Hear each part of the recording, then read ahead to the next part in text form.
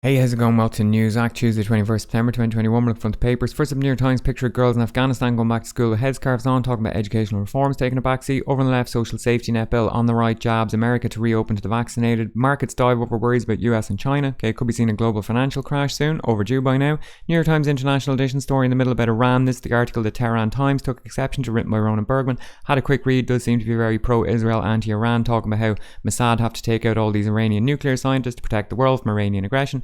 Over on the left, Australian Security Pact. On the right, social safety net bill. USA Today story here about a lad who died of COVID, RIP. On the left, social safety bill. Down the bottom, Afghanistan.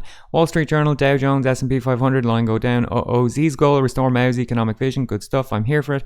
Jabs. Down the bottom, Saudi Arabia going to enter a bobsleigh team in the Winter Olympics. Toronto Star, minority retort. This lad won the election, I guess. No majority though. Toronto Sun, grit happens. I don't understand that headline. Grandma from Cuba, Raul Castro Cruz, hero of the Republic of Cuba, meeting with the Prime Minister of Vietnam. He once called Jesus a communist. He said, quote, "I think that's why they killed Jesus, for being a communist, for doing what Fidel defined as revolution, changing the situation.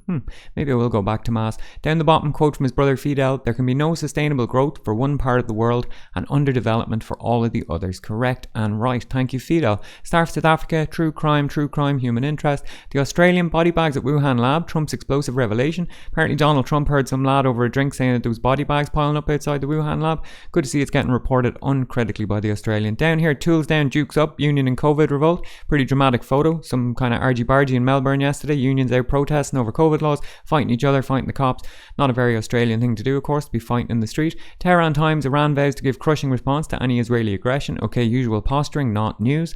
The Hindu, COVID-19 vaccine export to resume from India. Good stuff. Irish Examiner, budget stuff, true crime. Micheál Martin says that the US lifting EU travel ban is a sign of the pandemic ending. Okay, certainly in the West it is. Irish Times, some lad with his feet up, some think tank piece on the left. Exercise could increase heart attack risk, researchers find. Okay, good excuse to never exercise again.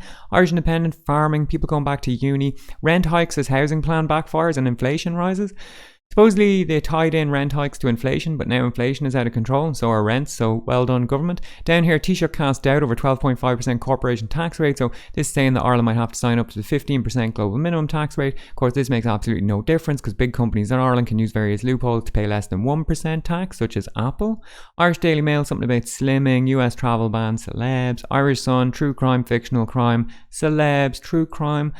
Belfast Telegraph, they've gone to the trouble of colourising a photo of Edward Carson and printing it on the front page. For anyone who doesn't know, Edward Carson, considered the father of unionism, founded the first loyalist paramilitary group, the Ulster Volunteers, was also responsible for sending Oscar Wilde to jail and exile and causing him to end up penniless and dead. Thank you, Edward. Financial Times, US travel ban being lifted, gas crisis intensifying in Britain. This seems to be a case of free markets ran rampant, the energy was denationalised, deregulated, and all different companies went in and carved it up, but they reckon 39 energy suppliers could fall in the next 12 months, and the government are saying they won't bail them out, but they will provide them with massive loans. Let's see how it goes. Down the bottom, Evergrande liquidity squeeze. This is the Chinese story.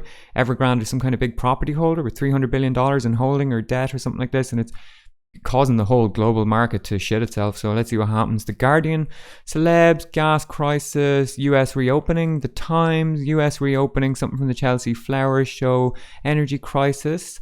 Independent, 4 stories across the top. Britain is right to fear France. Johnson net zero. Rewilding, pandemic, energy crisis, celebs. No swift US trade deal for Britain. Haha. Daily Telegraph, Jeremy Hunt.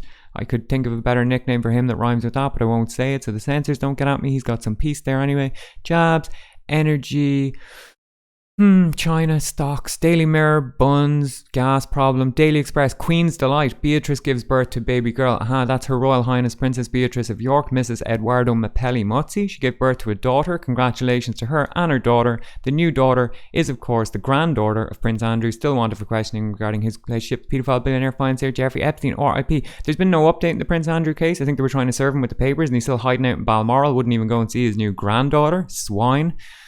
Daily Mail, UK energy crisis, something about doctors, celeb stuff, iNewspaper, travel to America, energy crisis, Metro, some true crime story, celebs, Daily Star, lock him up and throw away the key, that's talking about the Extinction Rebellion activist. We'll meet again, Britain's running out of meat, haha.